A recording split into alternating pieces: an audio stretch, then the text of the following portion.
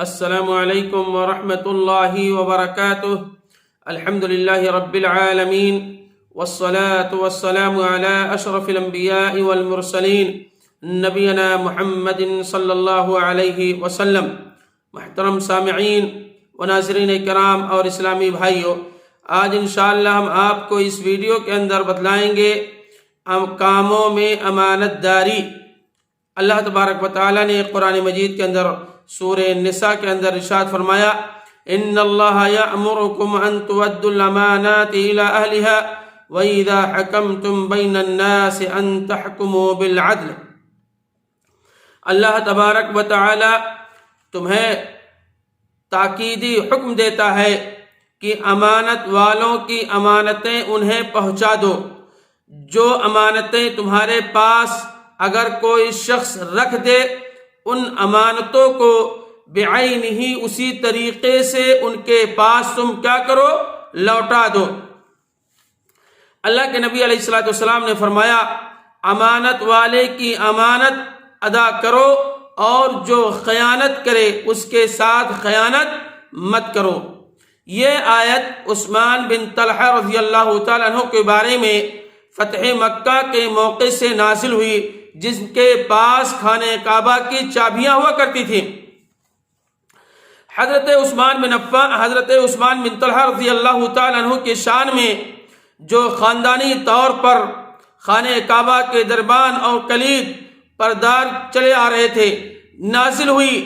مکہ فتح ہونے کے بعد جب رسول اللہ صلی اللہ علیہ وسلم خانہ کعبہ میں تشریف لائے تو طواف وغیرہ کے بعد آپ صلی اللہ علیہ وسلم نے حضرت عثمان بن طلحہ رضی اللہ تعالیٰ عنہ کو، جو صلح حدیبیہ کے موقع پر مسلمان ہو چکے تھے، طلب کیا، انہیں بلوایا۔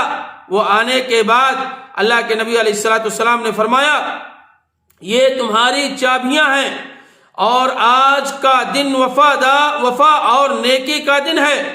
آیت کا سبب یہ ہے کہ انہیں خانہ کعبہ اگرچہ نزول یہ خاص ہے لیکن اس کا حکم کیا ہے؟ عام ہے، اور اس کے مخاطب عوام اور حکام دونوں شامل ہیں اس کے اندر۔ اور اس آیت کو جوف کعبہ کے اندر اللہ رب العالمین نے نازل فرمایا۔ اور اسی طریقے سے اللہ رب العالمین نے قرآن مجید کے اندر سورۃ الانفال کے اندر آیت نمبر 27 کے اندر ارشاد فرمایا، یا ایھا الذین آمنوا لا تخونوا اللہ والرسول وتخونوا اماناتکم وانتم تعلمون۔ اے ایمان والو، تم اللہ اور اس کے رسول صلی اللہ علیہ وسلم کے حقوق میں جانتے ہوئے خیانت مت کرو، اور اپنی قابل حفاظت چیزوں میں خیانت مت کرو۔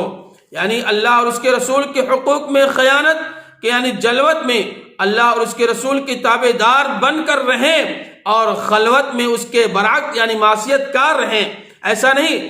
اس طرح بھی کیا ہے؟ خیانت ہے۔ فرائض میں سے کسی فرض کا ترک اور نواہی میں سے کسی بات کا ارتکاب کیا جائے۔ وَتَخُونُ أَمَانَاتِكُمْ کا مطلب کیا ہے؟ وَتَخُونُ أَمَانَاتِكُمْ کا مطلب ایک شخص دوسرے کے پاس جو امانت رکھواتا ہے، جو چیزیں رکھواتا ہے، اس میں خیانت نہ کریں۔ نبی کریم صلی اللہ علیہ وسلم بھی امانت کی حفاظت کی بڑی تاکید فرمائی ہے۔ حدیث میں نبی کریم صلی اللہ علیہ وسلم اپنے اکثر خطبوں میں بیان کیا کرتے تھے، بتلایا کرتے تھے، لا ایمان لمن لا امانت له ولا دین لمن لا عہد له، یعنی اس کا ایمان نہیں ہے جس کے اندر امانت کی پاسداری نہیں ہے، اور اس کا دین نہیں ہے جس کے اندر عہد کی پابندی کا احساس نہیں ہے۔ تو اس آیت کریمہ کے اندر اللہ رب العالمین نے جو فرمایا کہ امانت کے اندر خیانت نہیں کرنا چاہیے۔ اللہ رب العالمین نے قرآن مجید کے اندر ارشاد فرمایا، اِنَّا عَرَضْنَا الْأَمَانَةَ عَلَى السَّمَاوَاتِ وَالْأَرْضِ وَالْجِبَالِ فَأَبَيْنَ أَن يَحْمِلْنَهَا وَأَشْفَقْنَ مِنْهَا وَحَمَلَهَا الْإِنسَانُ۔ ہم نے اپنی امانت کو آسمان اور زمین پر اور پہاڑوں پر پیش کیا، لیکن سب نے اس کو اٹھانے سے انکار کر دیا اور اس سے ڈر گئے، مگر انسان نے اسے کیا کر لیا؟ اٹھا لیا۔ اور اسی طریقے سے حدیث کے اندر آتا ہے، عبادہ بن صامت رضی اللہ تعالیٰ عنہ سے مروی ہے کہ نبی کریم صلی اللہ علیہ وسلم نے فرمایا مجھے 6 چیزوں کی تم ضمانت دے دو. کتنی؟ 6 چیزوں کی تم ضمانت دے دو، میں تمہیں جنت کی ضمانت دیتا ہوں. 6 چیزیں کیا ہیں؟ جب تم سچ بولو تو سچ بولو، وعدہ کرو تو پورا کرو، اور امانت اگر رکھی جائے تو اس کو امانت کو لوٹا دو. شرمگاہوں کی حفاظت کرو، نگاہوں کو غیر محرم سے بچاؤ، اور ظلم سے اپنے آپ کو روکے رکھو. صحیح ابن حبان کی یہ روایت ہے. اس احادیث کے اندر محل شاہد جو ہے وہ یہ ہے کہ امانت ادا کرو. جو شخص تمہارے پاس امانت رکھے اس کو امانت کو بعین ہی کیا کرو؟ لوٹا دو. امام مالک رحمہ اللہ فرماتے ہیں کہ حضرت حکیم بن لقمان سے پوچھا گیا کہ آپ کو فضل و کمال اور عظیم الشان مرتبہ کیسے ملا؟ انہوں نے کیا جواب دیا؟ بڑے پیارے انداز میں ہمیں اور آپ کو بھی سوچنا چاہیے کہ قول و قرار میں صدق اور سچائی، اور دوسری چیز جو بتایا امانت داری اور فضول کاموں اور لایانی اور بیکار باتوں سے اپنے آپ کو بچائے رکھنا. یعنی امانت داری کے اندر خیانت نہیں کرنا، امانت داری کے ساتھ رہنا ہے. جس کی کوئی امانت ہو بعینی اسے لوٹا دینا ہے. اسی طریقے سے عبداللہ بن عمر رضی اللہ تعالیٰ عنہ سے روایت ہے کہ رسول اللہ صلی اللہ علیہ وسلم نے فرمایا جب 4 عادات یا 4 چیزیں تمہارے اندر پیدا ہو جائیں تو دنیا کی پریشانیاں تمہیں کچھ بگاڑ نہیں سکتی ہیں. اگر تمہارے اندر 4 چیزیں آ جائیں، 4 عادتیں ہو جائیں، دنیا کی کوئی بھی پریشانی ہو، کوئی بھی مصیبت ہو، کوئی بھی تکلیف ہو، تمہیں کوئی بگاڑ نہیں سکتی ہیں. وہ 4 چیزیں کیا ہیں؟ یہ پہلی چیز امانت داری. تمہارے اندر اگر امانت داری پیدا ہو جائے دنیا کی کوئی مصیبت، کوئی پریشانی تمہیں بگاڑ نہیں سکتی ہے. اور سچ بولنا، صدق یعنی، اور حسن خلق اور حلال رزق. اگر یہ 4 عادتیں یا 4 چیزیں تمہارے اندر اگر پائی گئیں تو یہ جان لیجئے کہ دنیا میں تمہارا کچھ کوئی نہیں بگاڑ سکتا ہے.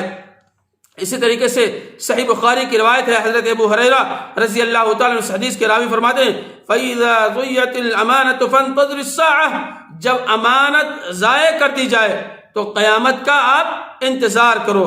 جب لوگ امانت میں زیادہ خیانت کرنے لگیں گے تو جان لو کہ قیامت قریب ہے. جب معاملات کو نااہل کے حوالے کر دیا جائے تو قیامت کا آپ انتظار کیجئے. تو گویا کہ ان ساری احادیث نبویہ سے اور قرآن کی آیتوں سے پتہ چلتا ہے امانت داری بڑی ہی اہمیت کو حامل ہے. کاموں میں جو بھی کام کریں اس کے اندر امانت داری ہونا چاہیے. اگر انسان امانت داری کرتا ہے تو اس عمل کے ذریعے سے جنت کے اندر داخل ہوگا. اللہ رب العالمین سے دعا ہے الہ العالمین ہم تمام لوگوں کو امانت داری کے ساتھ کام کرنے کی توفیق عطا فرما. الہ العالمین ماضی کے اندر جو خطائیں ہوئی ہیں تو اسے معاف فرما دے. الہ العالمین ہم میں سے جو لوگ بیمار ہیں تو ان کو شفا یاب کر دے. الہ العالمین ہم میں سے جو لوگ مقروض ہیں تو ان کے قرض کو تو ادا کرا دے. الہ العالمین ہم میں سے جن کے والدین اس دنیا سے جا چکے ہیں الہ العالمین تو ان کی قبروں کو تو روشنی سے بھر دے اور انہیں جنت الفردوس کے اندر جگہ عطا فرما. الہ العالمین ہم میں سے جن کے والدین زندہ ہیں تو ہمیں توفیق دے، ہمیں ہدایت دے کہ ہم اپنے والدین کی زیادہ سے زیادہ خدمت کر کے اپنے آپ کو جنت کا مستحق بنا لیں. ربنا تقبل منا انك انت السميع العليم وتب علينا انك انت التواب الرحيم. السلام علیکم ورحمۃ اللہ وبرکاتہ.